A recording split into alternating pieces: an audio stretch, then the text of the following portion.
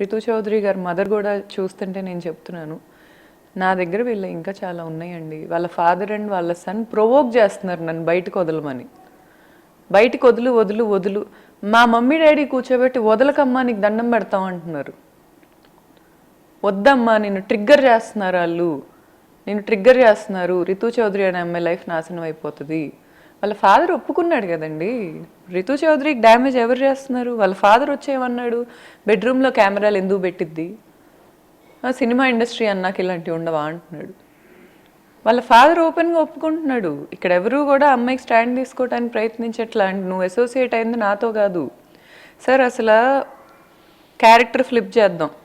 ధర్మ ప్లేస్కి నేను వెళ్తా, నా ప్లేస్కి ధర్మ వస్తాడు. ఇక్కడ ధర్మ కూర్చున్నాడు, నేనే ఆ మగాళ్ళతో తిరుగుతున్నా, నేనే బిడ్డను వదిలేసా, కానీ నన్ను వచ్చి మీడియా అడిగినప్పుడు నాకు బిడ్డ అంటే చాలా ఇష్టం, నేను ఇలా మగాళ్ళతో తిరుగుతున్నానని నా భర్త నన్ను బిడ్డతో లేకుండా చేస్తున్నాడు అని నేను ఏడుస్తా.